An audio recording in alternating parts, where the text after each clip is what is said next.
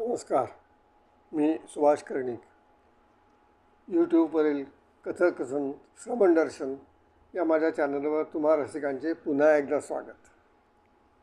आज एक आणखीन नवीन कथा आपल्याला सादर करीत आहे. त्या कथेचं नाव आहे भावबंधन. भावबंधन. शनिवार सकाळची वेळ. नाश्ता करताना विवेक म्हणाला, कठीण आहे साधना. या प्रसादला गेले 2-3 दिवस फोन करतो आहे, पण लागतच नाही. सारखा संदेश येतो आहे, फोन बंद आहे, फोन बंद आहे. कुठे फोन बंद करून गेला? विवेक उद्वेगाने म्हणाला. साधना म्हणाली, अरे कामिनीला फोन कर. ठीक आहे, वहिनीला फोन करतो. विवेक म्हणाला, हॅलो कामिनी वहिनी, प्रसाद कुठे आहे? 2-3 दिवस आता फोनच लागत नाही.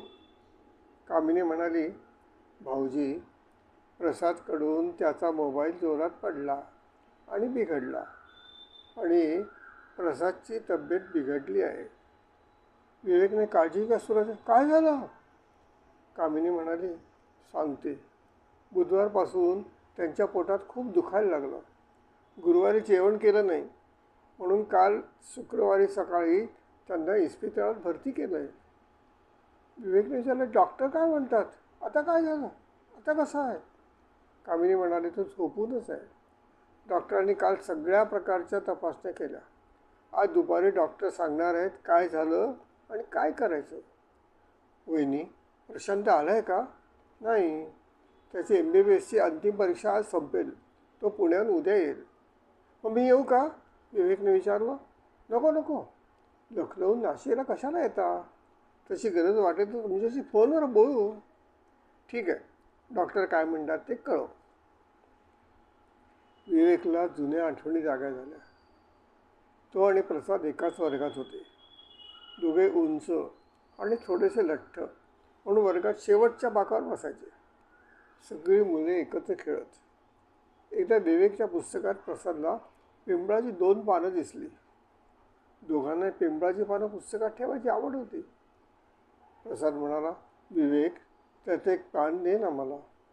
विवेक म्हणाला, नाही, किती दिवसापासून मी सांभाळतो आहे ते. प्रसाद म्हणाला, माहीत आहे रे, माझ्याकडे होतं एक, पण ताईने मागून घेतलं म्हणून तिला दिलं, म्हणून तुला म्हणतं तू दे तुझं. तुला नाही म्हटलं ना, आता परत विचारू नकोस. विवेक थोड्या रागाने बोलला. प्रसाद म्हणाला, ठीक आहे, देत नाहीस मग मी ओढूनच घेतो. दोघांची एकदम जुंपली. प्रकरण हातगाईवर आले. प्रसादच्या ठोशाने विवेकचा एक दात हल्ला. रक्त येऊ लागले. त्याने प्रसादच्या नाकात जोरात ठोसा मारला. तसा तो वळला तेव्हा विवेकने त्याच्या पाठीत लाथ मारली. तसा प्रसाद टेबलाच्या कोपऱ्यावर आदळला. त्याच्या पोटाला लागलं. इतर मुले मग मध्ये पडली. शिक्षकाने दोघांनाही दवाखान्यात पोचवलं. प्राथमिक उपचार केल्यावर डॉक्टरांनी दोघांना आपल्यासमोर बसवलं. तू विवेक आणि तू प्रसाद. दोघांनी मान डोळवली. विवेक, तुला पिंपळाचं पान पुस्तकात ठेवायची आवड दिसते, डॉक्टर म्हणाले. विवेकने हो म्हणलं. ते पिंपळाचं पान बाजारात कोणाकडे मिळतं आणि एका पानाची किंमत किती रुपये असते? विवेकची थोडी चलबिचल झाली. नाही डॉक्टर, पाने विकत घ्यावी लागत नाही. आम्ही शाळेत जातो त्या रस्त्यावर पिंपळाचं एक झाड आहे, तिथे खाली पडलेली पानं घेतो, विवेक म्हणाला. डॉक्टर म्हणाले, अच्छा, पैसे मोजावे लागत नाहीत, पण तुझ्या पुस्तकातले पान देण्यास तू नकार दिल्याने त्याची किंमत तुला मोजावी लागली. बघ, तुझा एक दात खूप हालतो आहे. मी दाताच्या डॉक्टरला बोलावलं आहे. ते तपासतील. तो दात निघाला तर आयुष्यभर तुला ही गोष्ट लक्षात राहील. म्हणजे बघ, ते सहज मिळणारं पिंपळाचं पान तू न देऊन किती त्रास सहन करावा लागतो आहे.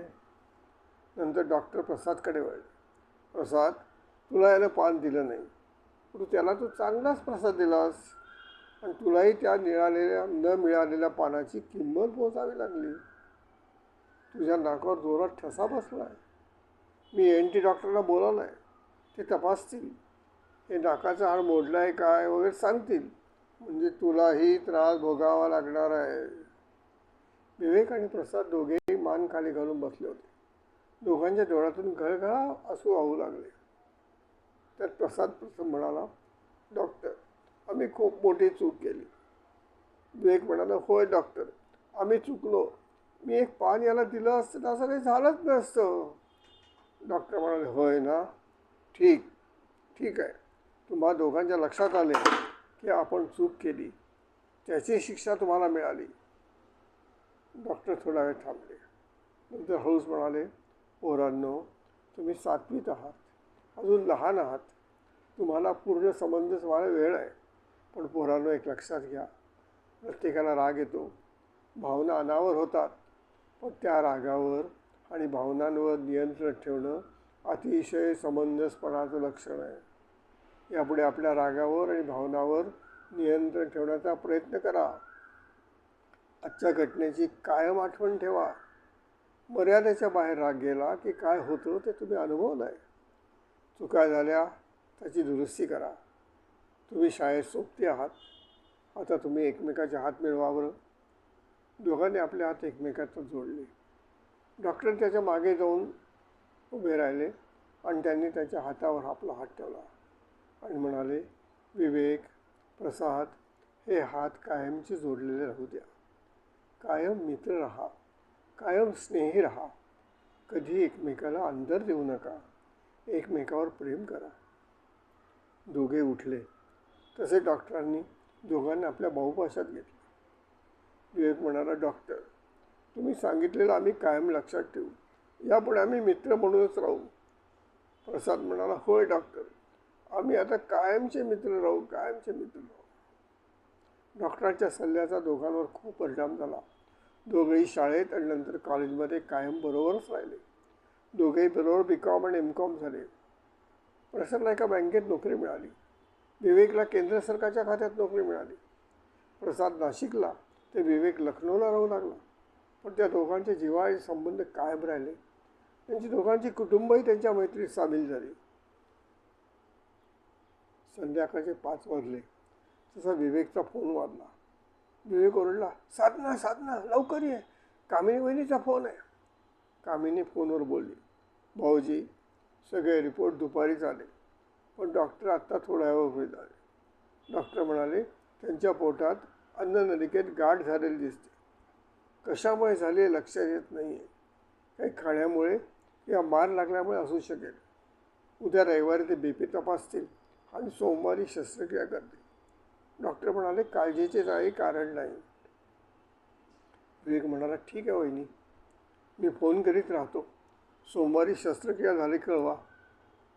आम्ही काळजीत आहोत. होय होय, कामिनी म्हणाली. विवेकने फोन खाली ठेवला आणि दोन्ही हाताने आपले डोके गच्च धरले. साधनाला आश्चर्य वाटले. अरे काय झालं, काय झालं, डोकं दुखतं काय? विवेक म्हणाला, सांगतो. प्रसादच्या पोटात मार बसल्याबाबत वहिनी बोलली. मला आमच्या भांडणाची आठवण आली. मी त्याच्या पाठीत लाथ मारली तसा तो टेबलावर आपटला. तेव्हा त्याच्या पोटाला मार बसला. त्याचाच हा परिणाम नसेल? काहीतरीच काय रे. अरे त्या घटनेला 25 वर्ष झाली. इतक्या वर्षानंतर काही त्रास होईल का असा? नाही साधना. प्रसादच्या त्या मारामुळे कमी जास्त झालं तर मी माझा पाय कापून टाकीन. साधना म्हणाली, किती भावना शोधतोस रे. लक्षात घे, आपल्या प्रत्येकाचे पाय आपला आधार असतो. तुझे पाय तुझा आधार आहेच, पण त्याचा मलाही आधार आहे आणि या 2 चिमण्या पोरांनाही आधार आहे. तुझ्या पायाला काही झालं आणि नोकरी करता आली नाही तर आमचं कसं होईल रे? तेव्हा प्रथम शांत हो. तुम्ही दोघे मित्र इतके एकमेकाच्या भावबंधनात गुंफले आहात की कोणा एकाला काही झालं की दुसरा लगेच भावनावश होतो. आता उद्या दुपारपर्यंत वहिनीच्या फोनची वाट बघू. तोपर्यंत शांत राहा. सोमवार संध्याकाळ 6 वाजलेले. विवेक घाईघाईत घरात शिरला. साधना साधना साधना, कामिनीचा फोन लागत नाही, काय झालं असेल? शांत बसा. कामिनीचा मला फोन आला होता.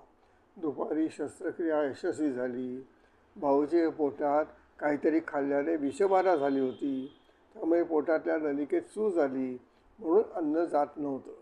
डॉक्टरनी सूज काढून टाकली आता भाऊजी ठीक आहे. साधना, तुला फोन आला पण माझा का नाही लागला? मीच वहिनीला सांगितलं की विवेक भावनावश झाला होता, त्याला कार्यालयात फोन करू नकोस, मला कर, म्हणून तिने मला फोनवर सविस्तर सांगितले आणि तुझा फोन घेतला नाही. विवेक म्हणाला, छान छान. आता पाय कामाची गरज नाही ना? साधनाने टोमणा मारला. विवेक गंभीरपणे म्हणाला, आमचं भांडण झाल्यावर डॉक्टरांनी सांगितल्याप्रमाणे माझ्या भावनांवर नियंत्रण ठेवण्याचा मी कायम प्रयत्न करत आलो, पण माझी त्याबाबतची साधना कमी पडली. पण पण विवेकने साधनाचा हात आपल्या हातात घेतला आणि म्हणाला, सुदैवानं माझी ही साधना, माझी अर्धांगिनी माझ्याजवळ असल्याने माझी गाडी पुन्हा रुळावर आली. छान छान. चला चला, आता चहा घेऊन गाडी रुळावर येणे साजरे करू. धन्यवाद.